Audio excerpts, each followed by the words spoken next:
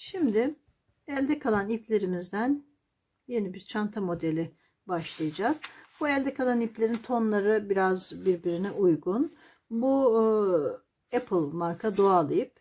Bu da Alize'nin ekstra marka batik bir ipi. Renkler, tonlar birbirine uygun diye buna başlayacağız. Dikdörtgen şeklinde bir çantamız olacak. Çanta için önce 4 numara 4 milimetrelik tığ ile 121 adet zincir çekiyoruz. Yani zincirimizi 4 numarayla yapacağız. Ancak modelimizi gerilmesin diye 3,5 numaralı tığ ile yapacağız. Şimdi 121 adet çok sıkı olmayan zincir çekiyoruz. 4 numaralı tığ ile. 4 numarayla 121 tane zincir çektik. Şimdi 3,5 numaralı tığa geçiyoruz. Bir zincir daha çekip bunu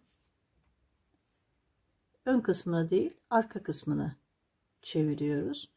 Ve arka kısmındaki şu yuvarlaklara, şu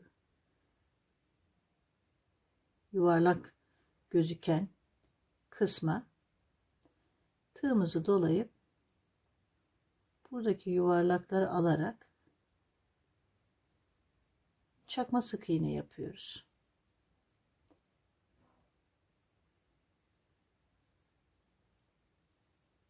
Bu kenarın biraz gergin olmasını önlüyor dikerken özellikle. Tığımızı doluyoruz ve bu sırada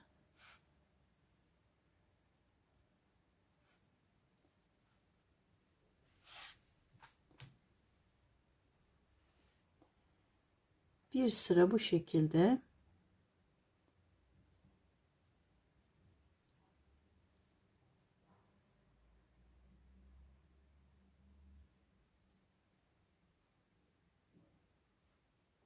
çakma sık iğne yapacağız.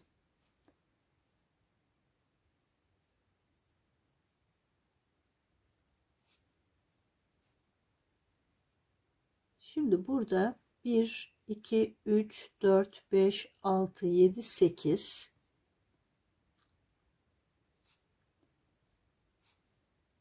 9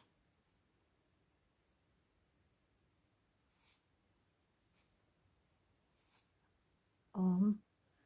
Bu sırayı tamamen buralarda bir bant geçirebilmek için boşluk bırakmamız lazımdı ama bunu bu sırada yapmayalım. Şimdi bu birinci sırayı bu arkadaki yuvarlak ilmekleri alarak bir sıra çakma sık iğne yapalım. Modelimiz çakma sık iğne üzerine oturuyor. 121 ilmek başlamıştık ve çakma sık iğnemizi yaptık. Şimdi ikinci sıraya geçtiğimizde bir zincir çektik. Tersini çevirdik. Bu sefer arka sıralarda hep işlemimiz çakma sık iğne ama burada arka ilmeğe batacağız. Burada şöyle üst kısma getirdiğimizde işlediğimizi buradaki başakların arka ilmeklerini alacağız.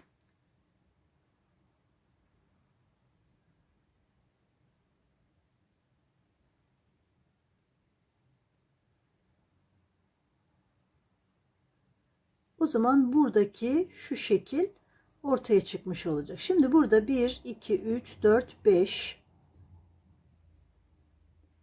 6, 7,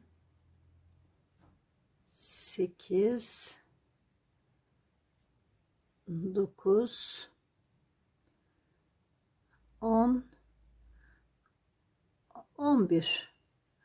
11 ilmek bunu yaptıktan sonra şimdi çantamızın burası ağız kısmı olacak. Burada bir ağız büzdürme aparatını geçirebilmemiz için bir boşluk yapmamız lazım. Hep böyle ilmeklerin ikinci sırasında, yani buradaki başak kısmını yaparken bu işlemi yapacağız. Bir zincir çekiyoruz. Bir boşluğu atlıyoruz. Diğer boşluğa çakma sık iğnemizi yapıyoruz.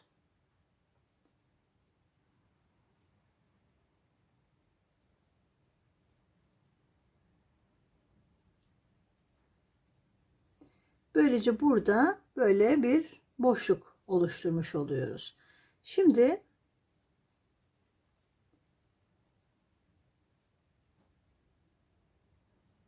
bu işlemi, çakma sık iğneyi bu sefer sıra sonuna kadar yapmayacağız. Bu kısımda da, ağız kısmında, burada da 11 ilmek bırakacağız. Arada bir boşluk yapacağız. Şimdi belli bir sıra örüyoruz. Şimdi sıranın sonuna geldiğimizde burada 12 ilmek boş bırakacağız. Bir tanesi ara boşluk için, 11 tanesi de sıranın başına kadar. 12 ilmek bıraktık. Şöyle sayarsak 1, 2, 3, 4, 5, 6, 7, 8, pardon. 1, 2, 3, 4, 5, 6, 7, 8, 9, 10, 11, 12. Şimdi bir zincir çekiyoruz. Birini atladık. Diğerine battık. Ve burada 11 tane yine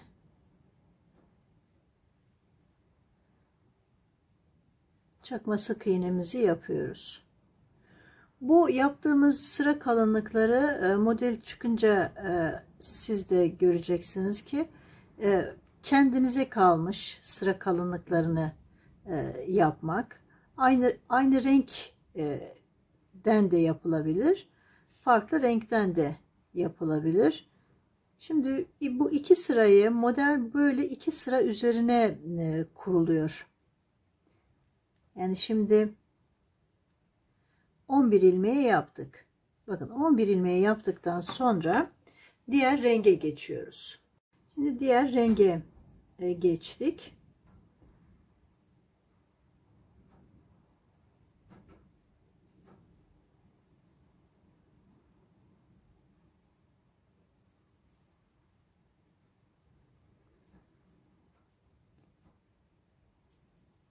Bir zincir yaptık, döndürdük.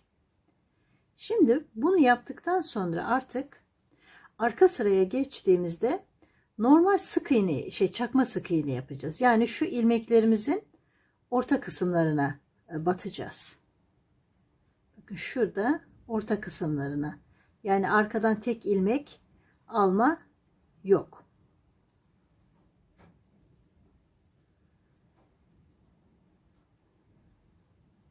Bu arkadan yaptığımız yani şu önde modelde çizgi olan kısım modelin ön yüzü olacak. Şu çizgili yaptığımız yer.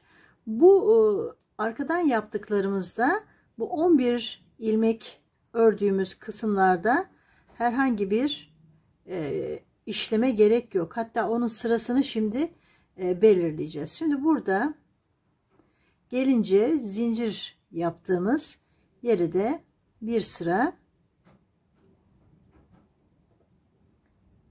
sık iğnemizi, çakma sık iğnemizi yapacağız ve bunu yine iki sıra olmak üzere öreceğiz. Arkalarda normal ilmeklerin ortasına batarak çakma sık iğne yapıyoruz. Bakın ilmeklerin ortasına batarak yapacağız. Ama şeylerde ön kısma geldiğimizde ilmeğin başak şeklindeki ilmeklerin arka kısımlarını alacağız. Şimdi sıra sonuna kadar bu şekilde çakma sık iğneyi yapıyoruz. Şimdi burada zincir yaptığımız yeri atlamamak lazım. Onun ilmek kısmı bakın zincir olduğu için bir tık daha küçük oluyor. Atlarsak ilmek sayısı eksik ya da tekrar çoğaltırken, burada delik açarken sıkıntı olabilir yerlerinde. Paralellik olmaz, kaymalar olabilir. Şimdi batik rengimizin de sıra sonuna geldik.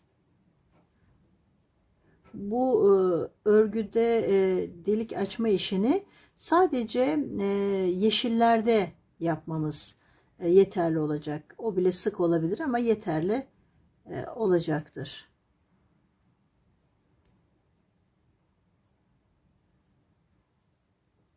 Zincirimizi çektik, döndük. Şimdi bakın, burada ön taraftaki işlemimiz neydi? Yaptık. Şuradaki arka ilmeklerine, başakların arka kısmına batmak. Arka kısmına batıyorum. Bu renk biraz koyu olduğu için belki tam göstermeyecektir ama şurada daha net belli olur. Bakın, şuradaki arka kısımlarına batıyoruz.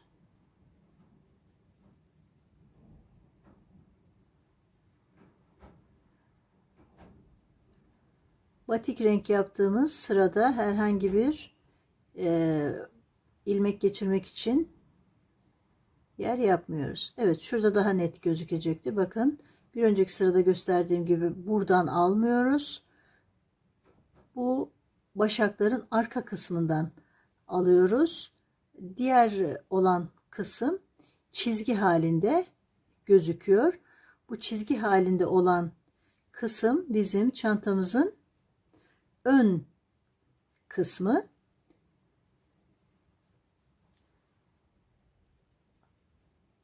Evet. Burası bizim çantamızın ön kısmı olacak. Burası arka kısmı.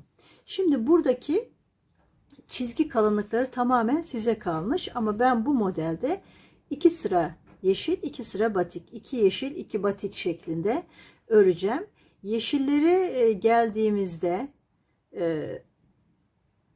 bu ilik kısmını yapacağız ikinci sıra yeşilde. Batiklerde ise herhangi bir işlem yapmıyoruz. Sadece normal modeli örüyoruz. Şimdi bu şekilde anlattığım bu şekilde diğer kısmı artık tekrara giriyor. Belli bir ölçüye kadar örmeye devam ediyoruz. Çantamızı belli bir uzunluğa getireceğiz demiştik. Şimdi bakın, bu şekilde ben bu ağız kısmı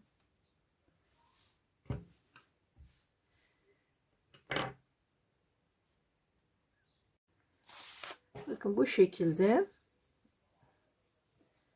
ördük.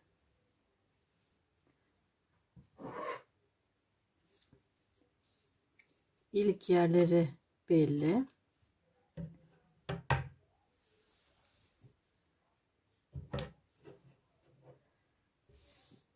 Belli bir uzunluğa kadar bunu örüyoruz. Bir dikdörtgen parça olacak kadar.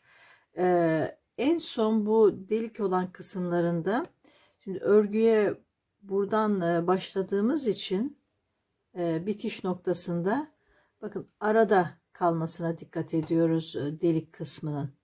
Yani bu bir sıra daha önce örüyoruz. Birinde önden açarken diğerinde arkadan açıyoruz. Bu şekilde şurası bizim ön tarafımız. Modelimiz bakın çizgi çizgi bu şekilde oluşuyor.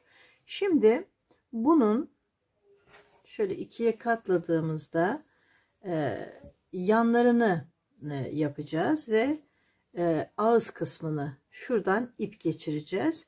Oradan ip geçirmek için nasıl bir model yapacağız? Bunu zincirde yapabilirsiniz. Her türlü modeli yapabilirsiniz. Şimdi benim yapmak istediğim ölçüyü nasıl alıyorum? Şöyle bir alıyorum. Bir de arkasına aldıktan sonra bunu bu iki aldığım ölçüyü ikiye katlıyorum. Bir ip daha alıyorum Bir de zincir olacağı için çekme payına karşılık diye şöyle ölçüyü bu şekilde alıyorum. Şimdi bu tabi ip olarak yaparsanız böyle. Şimdi biz buradan zincir çekeceğiz. Zincirle yapacağız. Belli bir sıra. Şimdi zincir çekiyoruz. Şimdi şu şekilde yapalım. Zincir çektik. 1, arkası için 2, bir de büzdürdüğümüz zaman ağız kısmı için 3 diye yapıyoruz. Çünkü bu şimdi yapacağımız örgü biraz şey yapacaktır, kasacaktır modeli. Uzun olmasını. Şimdi bu zinciri yaptıktan sonra burada ilmeğin ön kısmından alıyoruz. İlmeği ilmeğin içinden geçiriyoruz. Ön kısmından alıyoruz. İlmeği içinden geçiriyoruz. Bunun bu sefer böyle bir model yapayım istedim.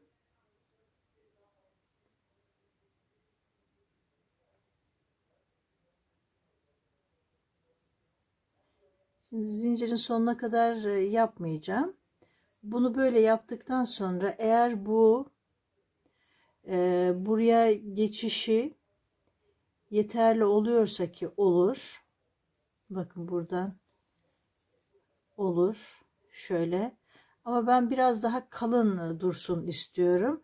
Şimdi bunu sıra sonuna kadar yaptıktan sonra böyle döndüreceğim.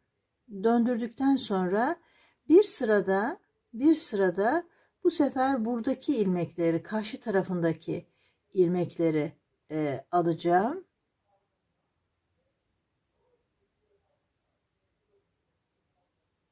Ve böyle karşı tarafındaki ilmekleri alarak yapacağım.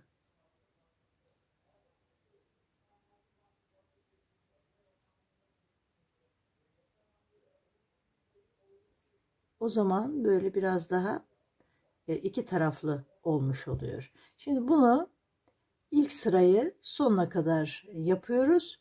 Sonra sıra sonuna geldikten sonra bu sefer karşı tarafını da aynı şekilde yapıyoruz. Bunu sıra sonuna kadar yapalım. Şimdi çantamızın daha önce gösterdiğim sap kısmını yaptık. İplerimizi hazırladık. Kesimini yaptık. Şimdi burada iki şey var. Yanlara olduğu gibi dikebilirsiniz ya da benim yaptığım gibi bir sıra yine modelden örebilirsiniz. Bunun sayısı ne kadar olacak? Toplam zaten burada 121 ilmek yapmıştık. Ben burada 60 ilmek başladım. 60 ilmek başlıyoruz. Ve 60 ilmeği, yani 60 zincir başladık. Burada yaptığımız gibi bir sıra ikili çakma sık iğne yaptık. Öbür sırayı yaparken yine ilmeğin önden değil de arka ilmekten alarak bir sıra daha yaptık. Yani kenarlar için birer sıra. Şimdi bunun 60 ilmek bunu yaptım. Bir 60 ilmek daha karşı tarafına yapacağız.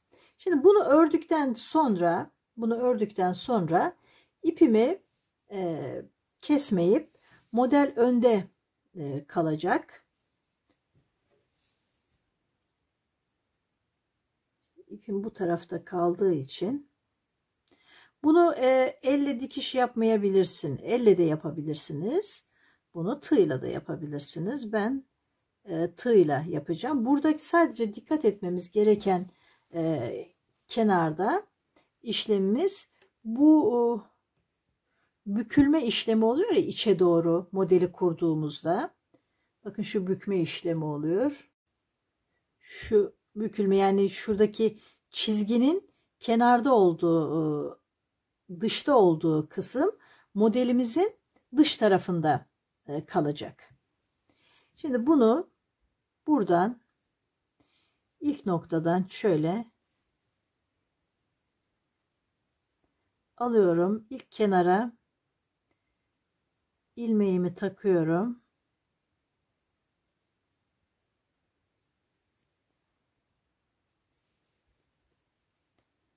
Buradan da ilmeği geçiriyorum. Buradan sonrası size kalmış. Buradan artık şuradan bir zincir yapalım ve ilmekleri karşılıklı olarak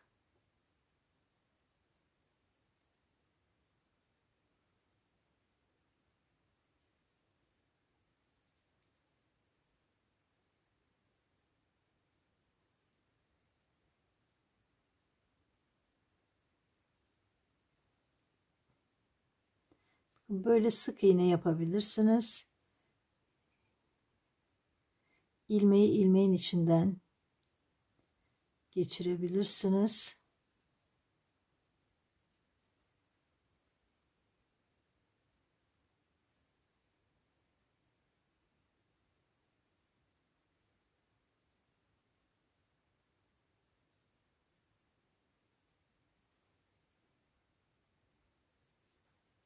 Evet, bunu bu şekilde yapacağız. Ne zaman, nereye kadar yapacağız? Şu orta noktasına kadar. Orta noktasına geldiğimizde bakın burada şöyle şunu da şu şekilde birleştireceğiz. Birkaç ilmeği bir arada alaraktan bunu ince bir bant şeklinde buraya birleştireceğiz. Bunu her iki kenar içinde yapacağız. Şimdi çantamızı tamamladık. Bakın bu şekilde ön kısımdan ipini geçirdim. İki yanını da gösterdiğim gibi diktim. Çanta sapını yaptım. 7 zincir çekip bir sıra sık iğne yaptım ve ondan sonra 6 adet çakma sık iğne yaparak bu çanta sapını yaptım. Çanta sapının uzunluğu yaklaşık 80 santim.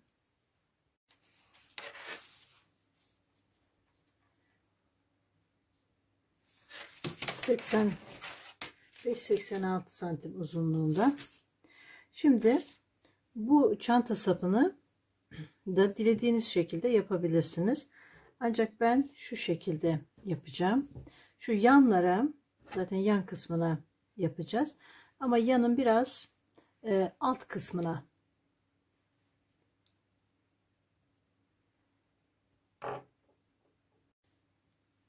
şöyle biraz alt kısmına belli bir ölçü alarak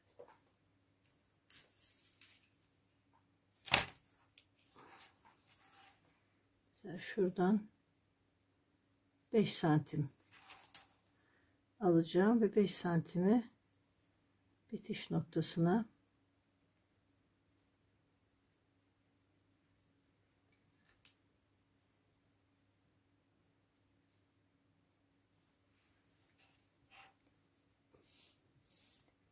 diğerine de aynı şekilde yine 5 santim bir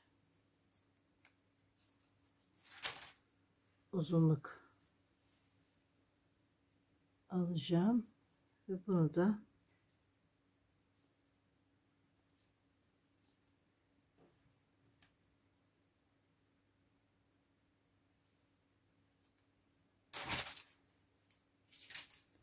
buraya bu şekilde